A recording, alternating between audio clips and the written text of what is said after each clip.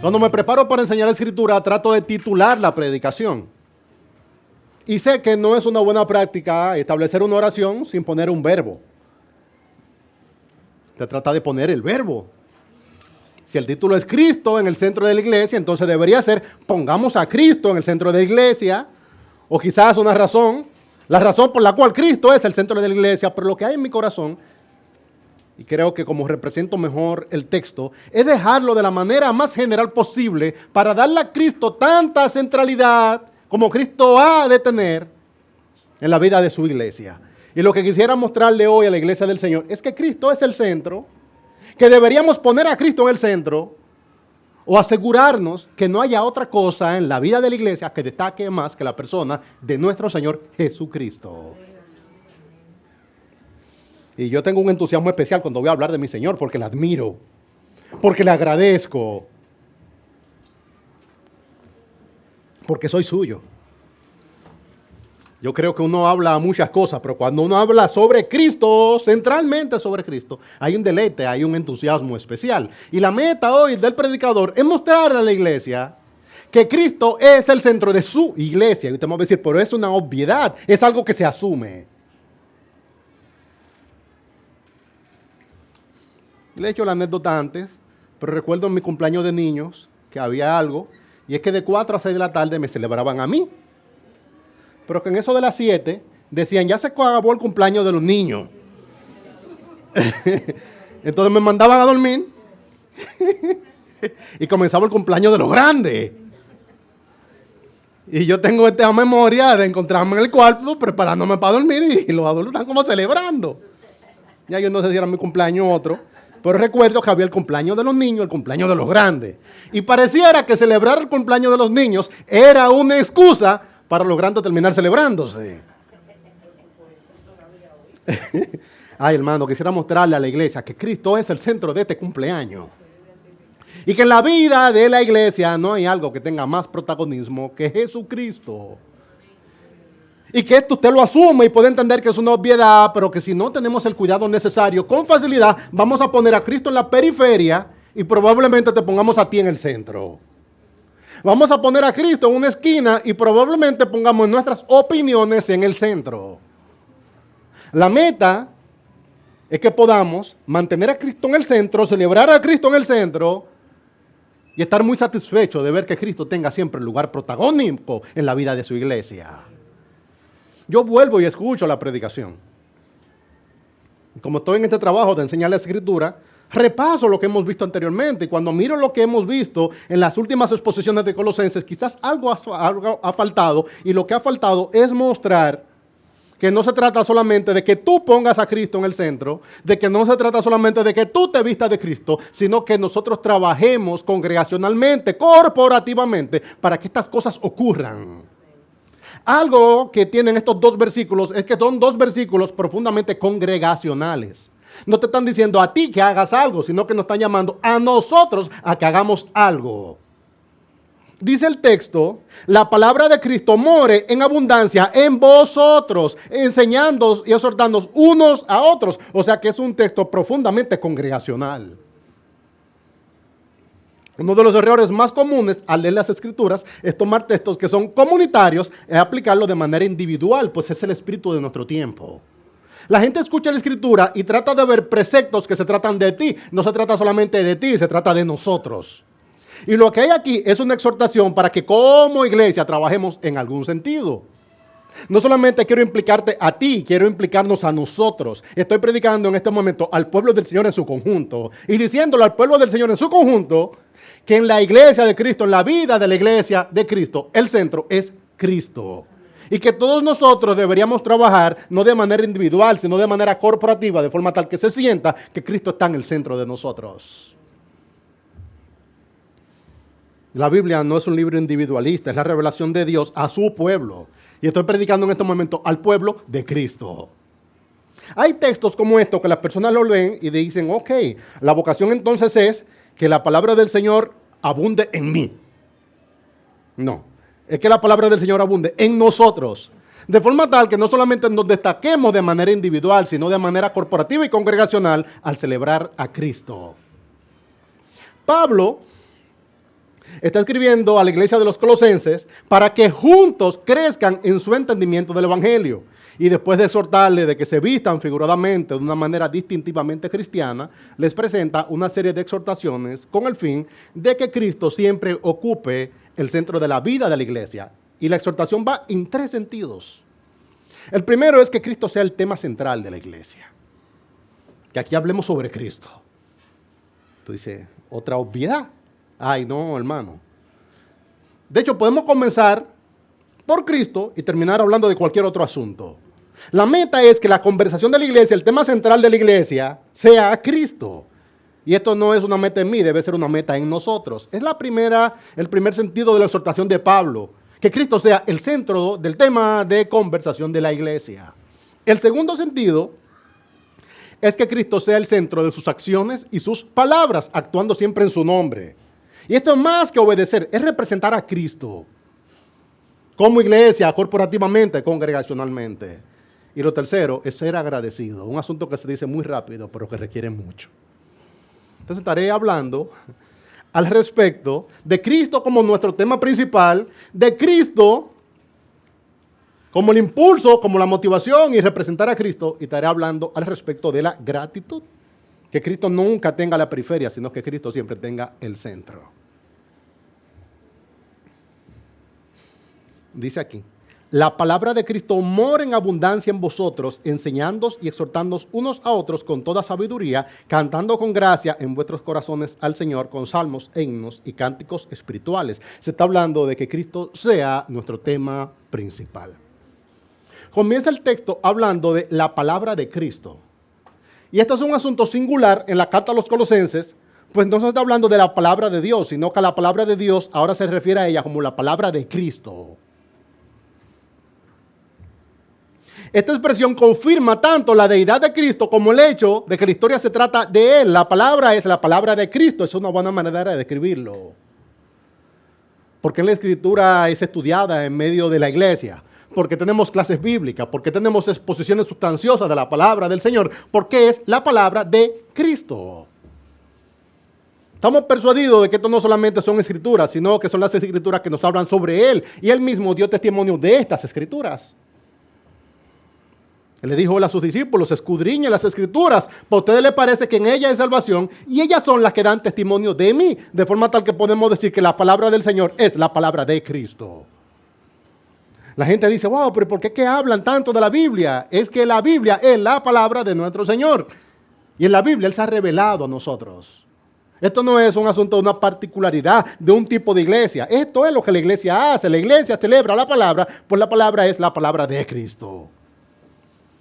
Un problema en nuestros días es que la gente quiere tener relaciones con Cristo, que son relaciones místicas, relaciones subjetivas. La revelación de Cristo a nosotros se documentó en su palabra, de forma tal que podemos decir que esa es la palabra de Cristo, y por eso predicamos la palabra, porque estamos predicando a Él. Ahora, usted podría asumir la Escritura y sacar a Cristo de la Escritura. De hecho, a mí me llama la atención cómo en cantidad de púlpitos se predica mucho la Escritura y se predica muy poco a Cristo. La meta no es solamente predicar la palabra, sino predicar la palabra de Cristo, predicar la Escritura de forma tal que sea distintivamente cristiana. Y para esto tenemos que hacer un esfuerzo y hacer un paladar, pues yo reconozco que no es tan fácil ver a Cristo en todas las Escrituras, pues un cristiano está llamado ya no solamente a estudiar la Biblia, sino a buscar a Cristo en la Biblia. Nuestro entendimiento de la Escritura, nuestra aproximación a la Escritura es profundamente cristiana. Ya yo no puedo ver la Escritura sin tratar de buscar a mi Señor. Son ellas que dan testimonio de Él. Desde Génesis hasta Apocalipsis, la Biblia se trata de Jesús. ¿Para qué existe el Antiguo Testamento? Para anunciar a Cristo. ¿Para qué existe el Nuevo Testamento? Para confirmar a Cristo, para mostrar a Cristo. Pero toda la Escritura se trata de Él, de forma tal que podemos llamarle la palabra de Cristo. Más que un estudio, dice aquí, que es un habitante. More en abundancia en vosotros. Personas que dicen que las iglesias bautistas terminamos siendo como iglesias muy densas. ¿Qué está diciendo que more en abundancia? No sé si me entiende, o sea, lo que está diciendo ahí es que mure en abundancia. No te está diciendo ahí de que lean la Escritura, no, la palabra de Cristo habiten ustedes de manera amplia, hagan espacio, una paráfrasis de manera de decidir eso. Para que la palabra de Cristo more en abundancia en nosotros, tenemos que hacerle espacio a la palabra de Cristo. Ay, hermano, parte de mi trabajo principal es enseñar la Escritura, y parte de mi trabajo es hacer que la gente haga espacio en su vida para que haya espacio para la palabra. Yo te puedo predicar a Cristo de la Escritura, pero tu mente tiene una capacidad. Y para que tú te llenes de Cristo, tú tienes que despojarte de otras cosas. Y para que la palabra de Cristo more en ti abundantemente, yo te pregunto, ¿dónde la vamos a poner? Problema en otro día, es un problema de espacio. Nuestra mente está llena de demasiadas cosas y tú necesitas dejar cosas secundarias para que la palabra de Cristo habite, more en abundancia en vosotros. Esta personalización de la palabra tiene un eco de la obra del Espíritu Santo, como se describe en el libro de Efesios. Llama la atención. Es interesante que se describe la palabra como si fuera un habitante. Y así como nos dice en otra parte de la Escritura que seamos llenos del Espíritu Santo, ahora nos dice que seamos llenos de las palabras de Cristo. Ahora tengo por delante, hermanos, responder una gran controversia que hay al respecto de que hay iglesias que son como de fuego, iglesias de palabra. Es como que hay iglesias que son duras en la palabra, iglesias que son duras en la presencia del Espíritu Santo. Yo no conozco dos cosas, pues el Espíritu Santo es que da testimonio de la palabra y la palabra da testimonio del Espíritu Santo. De eso hablamos en la escuela bíblica. Esa tensión en la cual quieren arrinconarnos de forma tal que la palabra de Cristo no abunde entre nosotros, sino que solamente tengamos pincelada de ella, nos dice que tú puedes ser como poderoso en el Espíritu Santo y al mismo tiempo no necesitas la palabra. El Espíritu Santo da testimonio de ella y ella da testimonio del Espíritu Santo.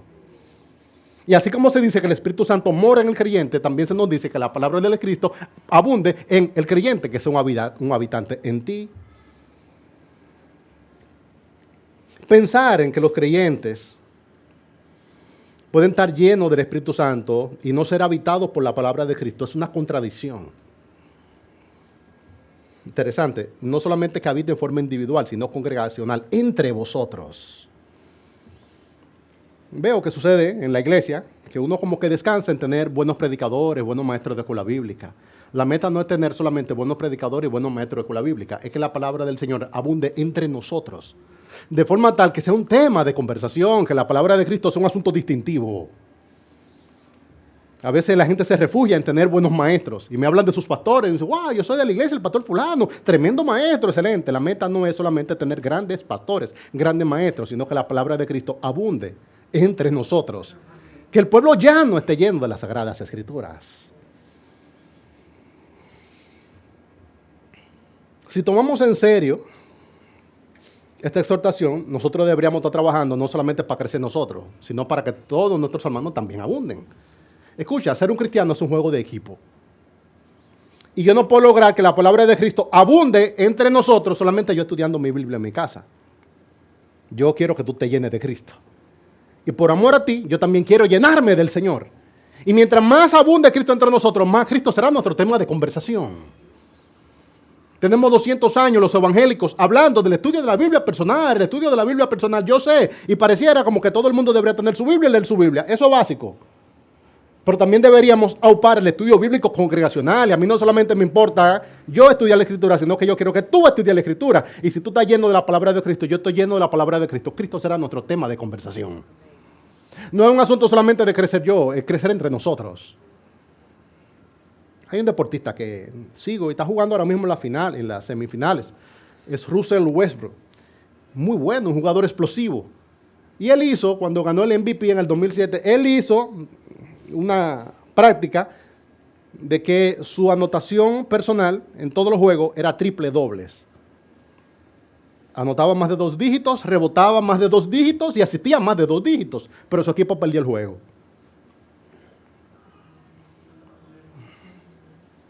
Yo soy el jugador más valioso, pero tu equipo está perdiendo el campeonato. Mano, la meta no es solamente que usted sea ducho en la palabra, es que usted trabaje para que yo también sea ducho en la palabra. La meta no es solamente que tú conozcas las Escrituras, la meta es que tú tengas con quién hablar de Cristo en las Escrituras. La expectativa no es solamente que yo conozca, la expectativa es que nosotros conozcamos. Ay, hermano, te hago la pregunta para traer la conversación. ¿Con cuántos de tus hermanos tú has tenido conversaciones al respecto de Cristo durante esta semana? No, que estoy teniendo mi devocional. Yo sé, hermano, tu devocional, pero la meta es que la palabra de Cristo abunde en vosotros. No solamente que abunde en ti, sino que abunde en ti y también en mí. De forma tal que una responsabilidad cristiana es involucrar a otros. en atesorar a Cristo desde la Escritura.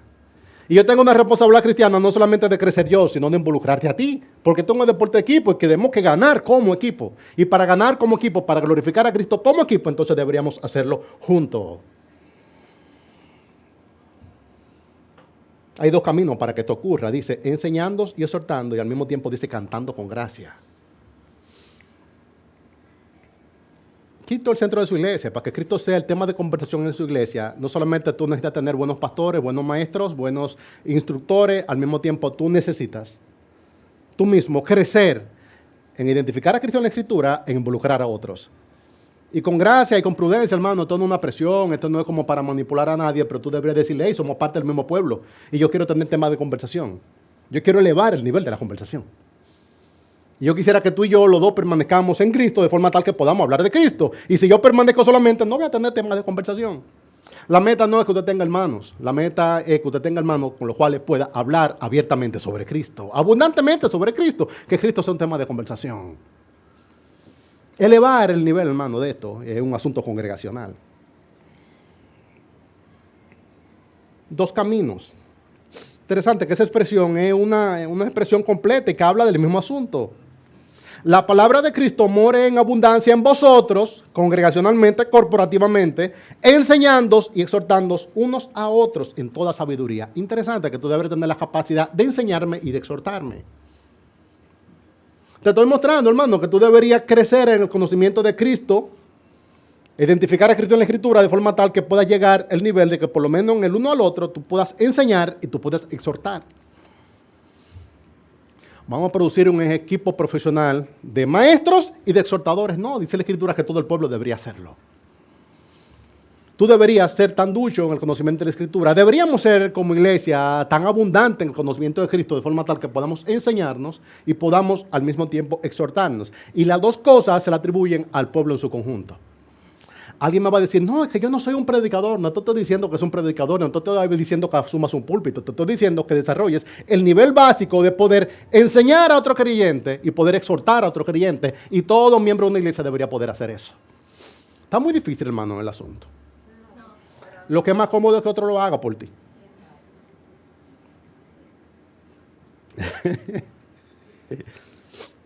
¿Entiendes la diferencia, hermano? Te estoy mostrando que con tener buenos maestros no basta. Que tú deberías tener la capacidad de enseñar y exhortar, por lo menos en el uno a uno. No, es que yo soy muy tímido. Hey, para otra cosa, de a uno, tú puedes hablar con mucha libertad. Yo conozco bien a mis hermanos y sé que todos ustedes tienen un tema que les apasiona. Y en ese tema que a ustedes les apasiona, ustedes podrían hablar horas tendidas sobre ese tema. Ustedes podrían involucrar a otro con ese tema. Cuando ustedes hablan sobre ese tema, ustedes son una autoridad. Ay, hermano, que Cristo abunde entre nosotros a un punto tal que podamos hablar de Cristo por horas tendidas, que podamos hablar de Cristo abiertamente, que podamos hablar de Cristo los unos a los otros y que realmente podamos disfrutar la conversación.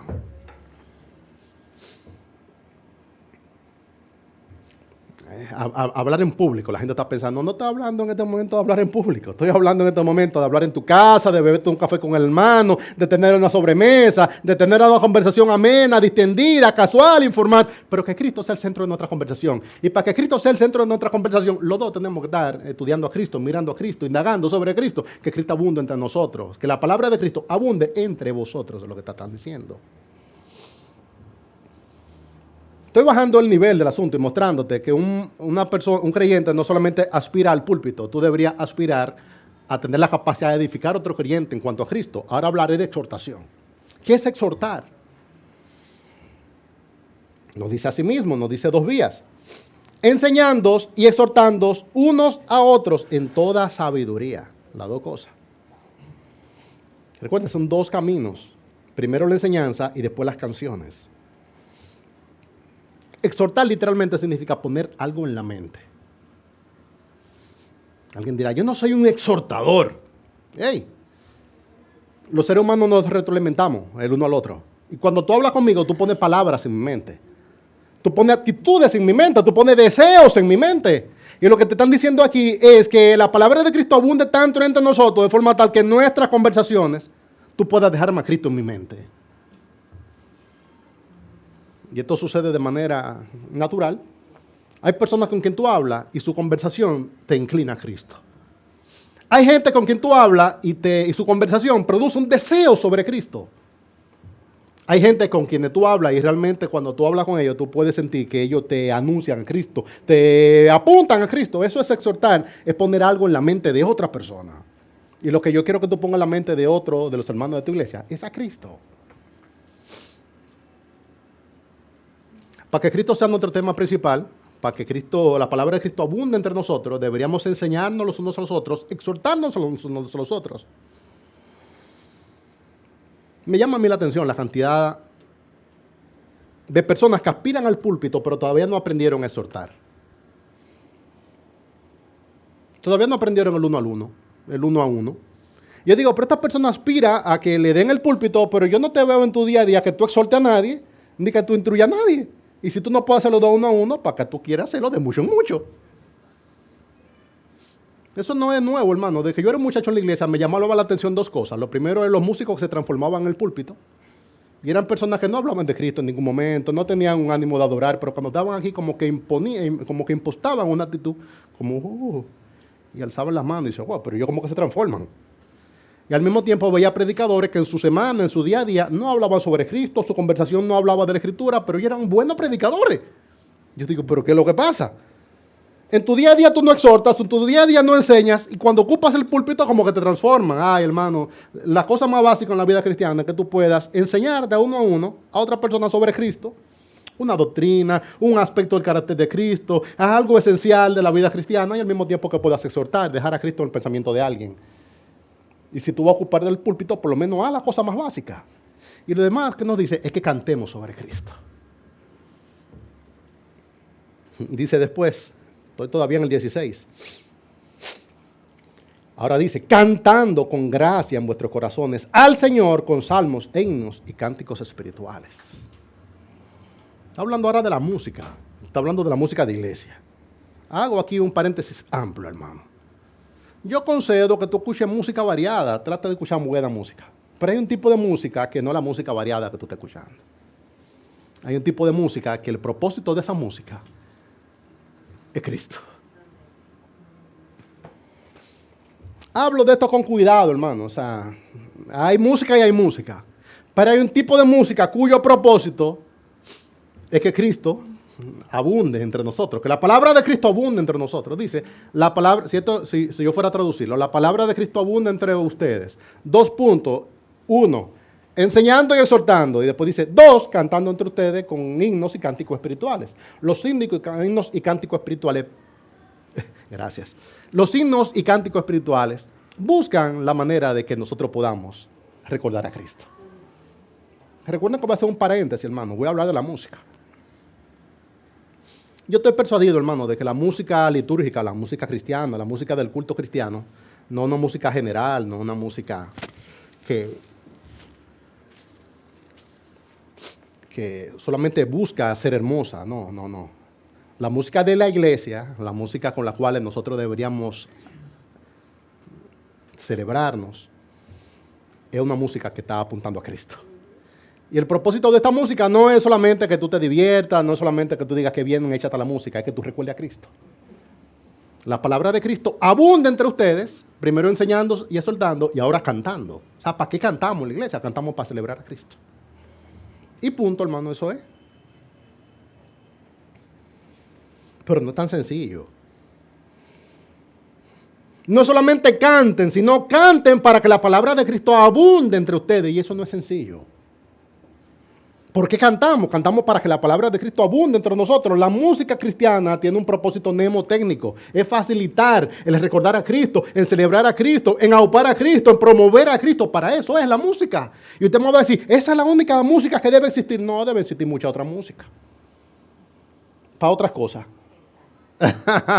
Pero la música cristiana, la música del culto cristiano, no es solamente una música que pretende ser hermosa, no es solamente una música que pretende estar bien interpretada, es una música que pretende celebrar a Cristo, promover a Cristo, dejar a Cristo en la mente de la gente.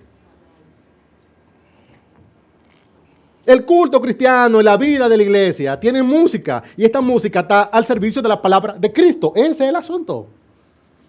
Alguien me dice, ¿cuál debe ser la música que es apropiada? La música que celebra a Cristo.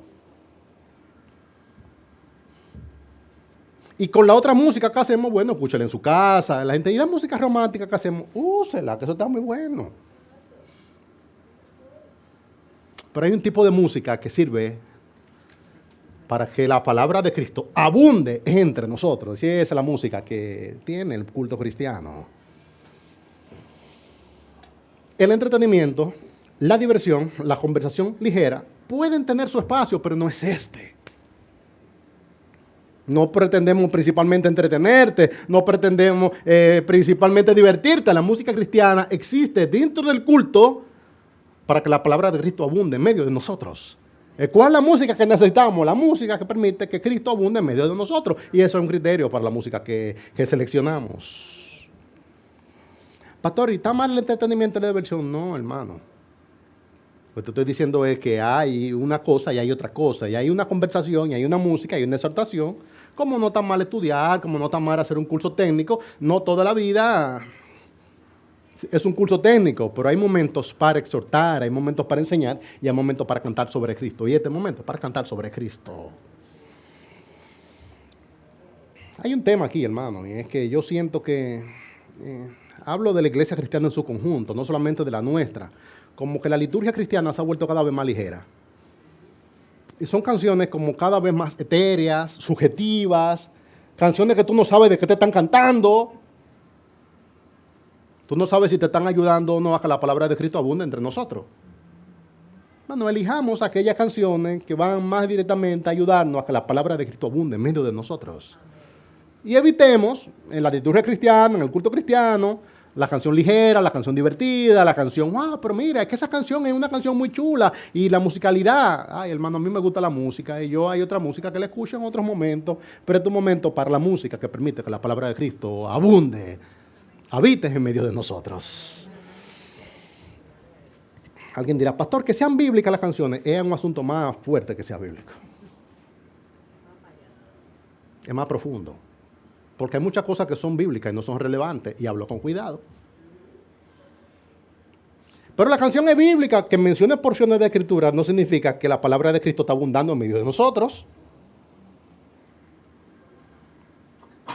Escuché un dembow cristiano, hermano, que sonaba muy bien. Estaba bien, hermano, un dembow cristiano. Y una de las canciones más bíblicas que yo he escuchado. Sumamente bíblica, hermano.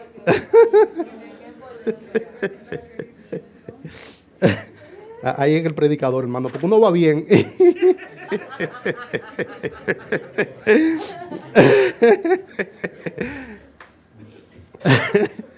Lo que estoy haciendo es el argumento de que no todo lo que es bíblico es relevante para alcanzar nuestro propósito. Nuestro propósito es que la palabra de Cristo habite, abunde en medio de nosotros.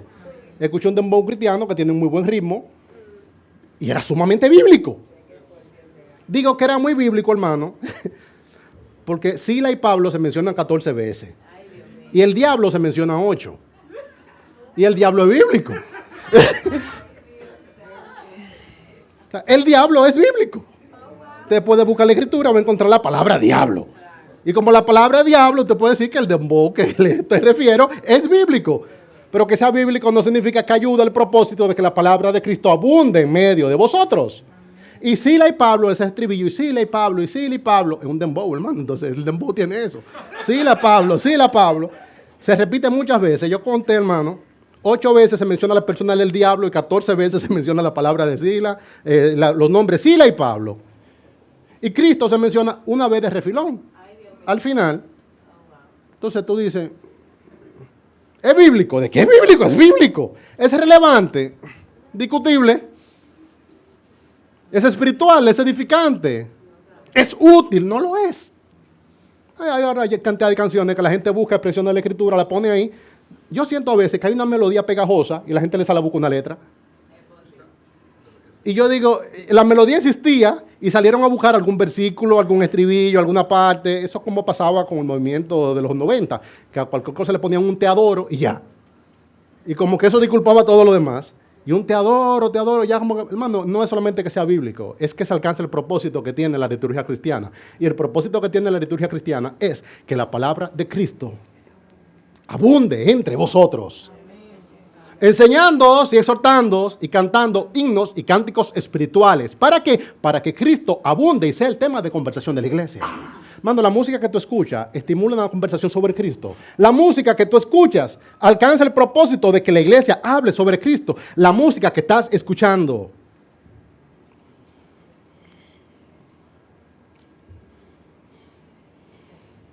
Destaca la gloria de Cristo, las excelencias de su nombre, algunas de las hermosas doctrinas de nuestra fe. En la música que escuchamos, ¿se muestra el evangelio? No se muestra. Wow, pero que la canción es sumamente pegajosa. Esa que le refiero, hermano, es muy pegajosa. Oye, tiene un estribillo que dice, así se canta, así se escribe, así que se canta, así se escribe. Y yo escuchaba el asunto, hermano, y decía, wow, pero se escucha como chesina, como el chesidón. Así se canta, así se escribe, así se canta, así se escribe. Y digo, wow, pero es el chesidón. Sí, porque ellos hacen su música. Ellos piensan que los únicos que escuchan son ellos.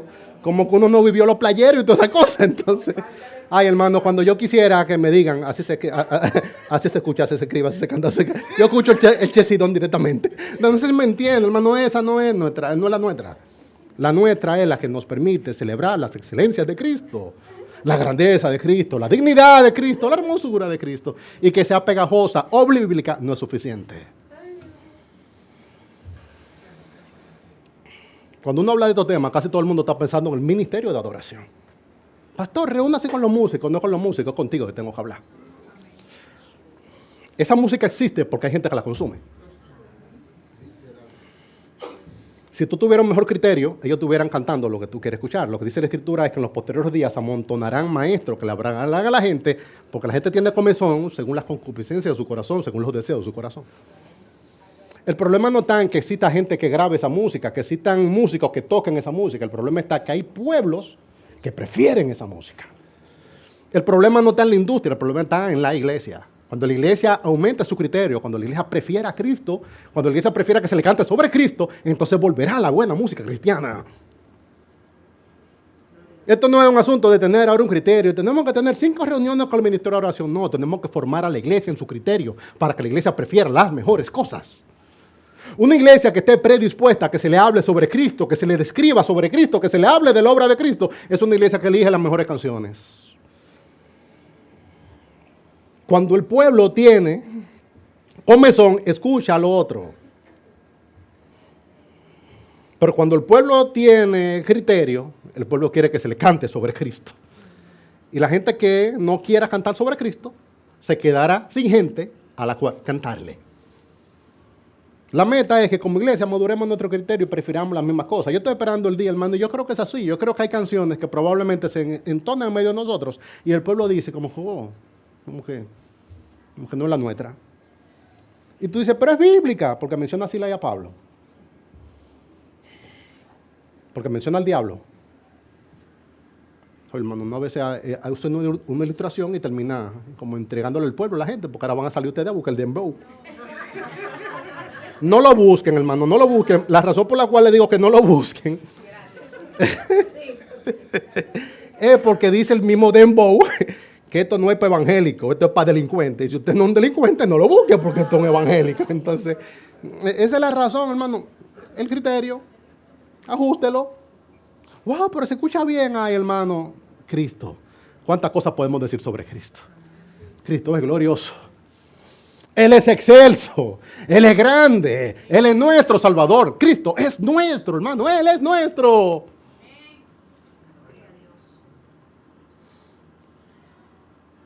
La hermosura de su nombre,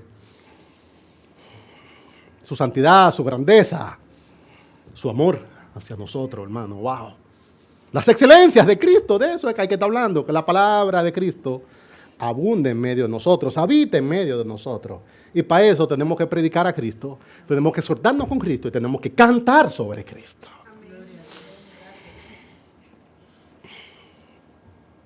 Primera cosa, hermano, para que Cristo siga teniendo siempre el centro en la vida de la iglesia, es que la iglesia hable sobre Cristo, predique sobre Cristo, exhorte sobre Cristo y cante sobre Cristo. Después dice el 17. Y todo lo que hacéis, sea de palabra o de hecho, hacedlo. Todo en el nombre del Señor Jesús. Está diciendo, no solamente hablen sobre Cristo, no solamente canten sobre Cristo, no solamente exhorten sobre Cristo, prediquen sobre Cristo. Actúen y piensen de una manera distintivamente cristiana, haciendo todo en el nombre de Cristo. Uno habla tanto del nombre de Cristo y hacer cosas en nombre de Cristo que la gente asume que ya sabe lo que es hacer algo en el nombre de Cristo. Yo te voy a preguntar y te voy a responder, ¿qué es hacer algo en el nombre de Cristo? Y al mismo tiempo te respondo, hacerlo en su nombre significa representarle, como si tú fueras un embajador o un emisario oficial. Es que a ti te han establecido como embajador de Cristo. Ya cuando tú hablas y tú actúas, tú dices, ya yo no estoy actuando o hablando en mi nombre, lo estoy haciendo en el nombre de Cristo. Es como cuando tú trabajas por una gran organización y tú vas a representar a esa organización, que tú ya no estás diciendo que yo vine a hablar en el nombre mío. No, yo no vine a hablar en el nombre mío. Estoy representando a una organización, estoy representando a un pueblo, estoy representando a una persona, estoy representando a un dignatario. Y a quien tú estás representando es a Jesucristo. De forma tal que cuando ya tú vas a hablar o a pensar, tú primero asumes, y lo digo para crear el efecto, que tú estás en personaje, tú estás en Cristo. Porque así se siente. Cuando una persona llega a la comunidad del Señor, primero dice, es que yo como que no me siento auténtico, como que eso no se parece a mí. Hay que meterse en Cristo. Y hay que comenzar a vivir y a actuar y a pensar como que está representando a Cristo. Es como cuando a ti te ascienden en el trabajo. Ya eso no se usa tanto, hermano, porque de los millennials para adelante, en las oficinas ya no hay mucha distinción. Pero en otros tiempos había cierta jerarquía y estructura que se decía que cuando te lo ascendían, no solamente le daban un título, no solamente le daban la posición, sino que al mismo tiempo le daban el permiso de aproximarse de manera diferente. Y el gerente tenía códigos que le separaban del supervisor. Y el supervisor tenía códigos que le separaban del operario. Y cuando a ti te daban la promoción, tú dices, pero él ahora cómo se comporta como los jefes. Sí, es verdad. Y la gente te va a decir, pero es que él ahora piensa que él es un cristiano, que es verdad, él es un cristiano. Él está actuando como le corresponde, está actuando en el nombre de Cristo. Cuando un embajador lo manda a un país, ese embajador ya deja sus intereses personales y él entiende que está representando en ese país. Y él es un embajador que habla, dice el Escritura que nosotros somos carta leída, como si Cristo estuviera robando por medio de nosotros. Somos embajadores de Cristo. Y cuando actuamos en nombre de Cristo, lo que estamos asumiendo es que siempre representamos a Cristo 24/7. Tú les representas en la familia, les representas en la empresa, les representas en el negocio, les representas en el barrio, pero ya tú no eres lo que tú eras, ahora tú eres un representante de Cristo, estás actuando en su nombre. Cristo no es un segmento o un departamento de tu vida, Él es tu vida misma en todo lo que hacéis, dice la Escritura.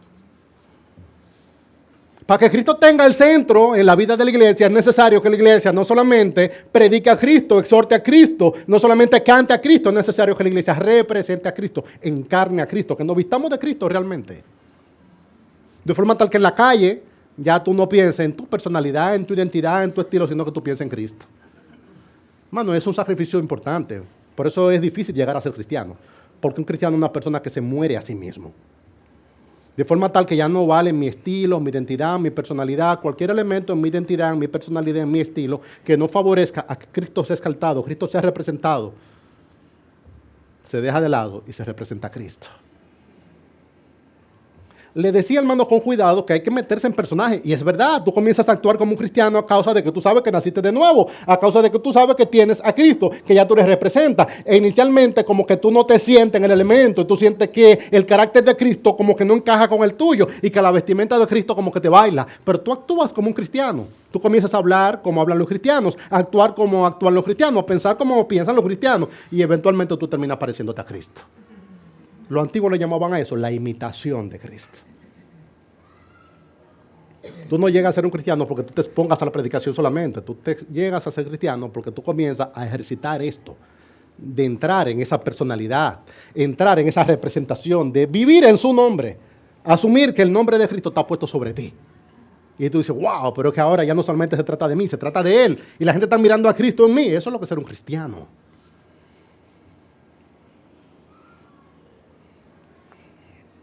Hacerlo en su nombre significa que estás actuando bajo su autoridad, que estás asumiendo representar su carácter,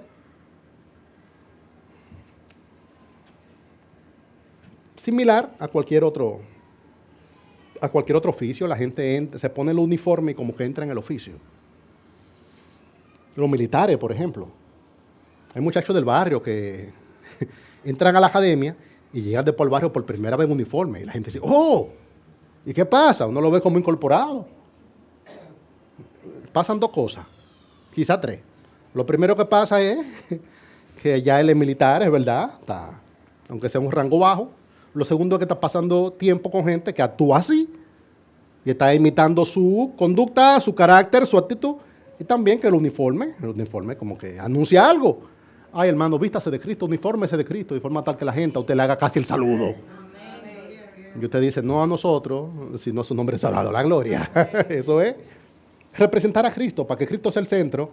Usted quiere cantarlo, usted quiere hablarlo, usted quiere conversarlo, usted quiere exhortarlo. Y al mismo tiempo usted quiere representarlo, actuar siempre en su nombre. Después dice él,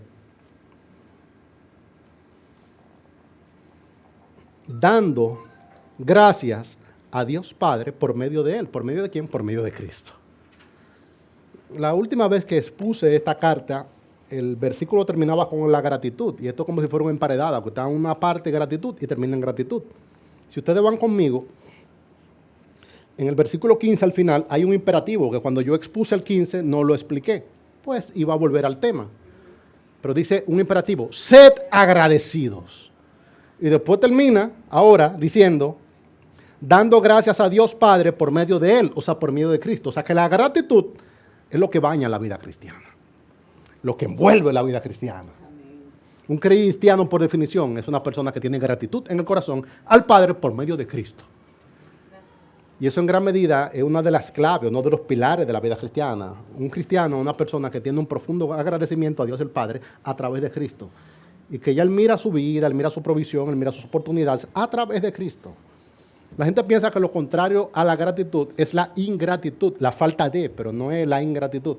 Lo contrario, la actitud contraria a la falta de gratitud se llama merecimiento. Es un asunto diabólico. Lo contrario a una persona que no tiene gratitud es una persona merecida. ¿Quién es que tiene merecimiento?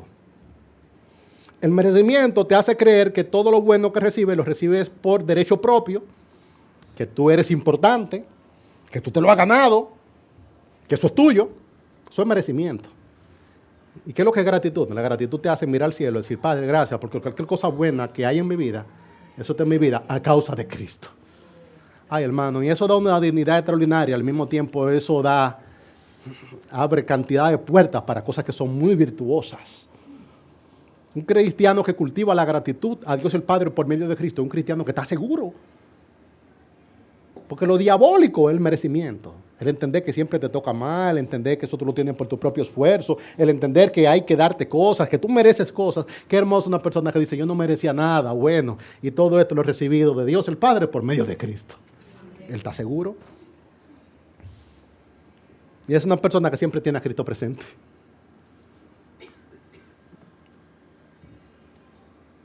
De donde viene tu provisión, tú siempre estás pensando en eso. Hay gente que siempre hablan de su empresa porque se sienten protegidos. Y dicen, ¿por qué ellos hablan tanto de su empresa? De su empleador, porque su empleador es su seguridad, su satisfacción. Si Cristo es tu seguridad, si Cristo es tu provisión, si Cristo es la fuente de todo tu bien, entonces tú siempre estás hablando sobre Cristo. Y la gente te dice, ¿qué tanto que tú hablas de Cristo? Es que Él es todo mi bien, Él es todo lo bueno que yo tengo. En mí mi corazón está lleno de gratitud a Dios el Padre por medio de Cristo. Y como Cristo es el centro de todo mi bien, como es el centro de toda mi provisión, Él también es el centro de mi conversación. ¿Y qué tanto lo que ustedes hablan de Él? Pero no te estoy diciendo que todo lo bueno que hay en mí depende de Él. ¿Cómo no voy a hablar de Él? Para que Cristo sea el centro de la iglesia tiene que cultivar la gratitud. Porque si no, vamos a buscar canalizar nuestra gratitud hacia otra parte. El pueblo del Señor es un pueblo agradecido y eso hace posible la adoración. Cuando adoramos al Señor, le adoramos al Señor porque hay gratitud en nosotros. Decimos, Señor, cualquier cosa buena que hay en mí, esté en mí a causa tuya, por medio de Cristo. El merecimiento es primo, hermano, de la inconformidad, de la autoexaltación, de la queja y también de la amargura. Una persona que no reconoce que Cristo es la fuente de todo su bien, siempre está amargada, siempre está inconforme, siempre siente que le falta algo. Y una persona que entiende que Cristo es su proveedor y que cualquier cosa buena que hay en su vida está a causa de Cristo, le dice, no tengo ni más ni menos que lo que Cristo me ha permitido, que lo que Él me ha concedido, de forma tal que estoy satisfecho. Si mi valía, si mi mérito depende de mí mismo y si yo vivo en mi autoexaltación, siempre entiendo que me faltan cosas. Pero si Él es mi Señor, si todo lo bueno en mí está en Él, si yo puedo dar gracias a Dios el Padre por medio de Cristo, ¿cómo voy a exigir más si tengo todo lo bueno? Lo tengo a Él, arranca, ahí lo tengo a Él. Y si lo tengo a Él, ¿qué más me va a faltar? No es tener los medios, es tener la fuente de los medios y tenemos a Cristo. Y si el Padre no ha dado a Cristo, ¿cómo no nos dará también con Cristo todas las cosas? La gratitud es necesaria para que la vida cristiana florezca. Un creyente que no tiene gratitud es un creyente que siempre está blanco y negro. Siempre entiende que le faltan cosas, pero si realmente tú puedes decir, Señor, vengo en oración ante ti. Y todo lo bueno que ha pasado en mi vida, ha pasado a causa de Cristo. Gracias por Cristo. Gracias por la salvación de mi alma. Es un creyente que está seguro. Dice, dar gracias por medio de Él. Un activo reconocimiento de que todo lo que tenemos, lo tenemos por los méritos de Cristo. Una sensación de provisión de Dios el Padre, intencional para nosotros. Los seres humanos nos visita a veces esa sensación de desamparo, como que no, que nadie cuida de mí, que nadie me atiende, nadie me tomó en cuenta. Él me tomó en cuenta. Él me miró, Él me atendió.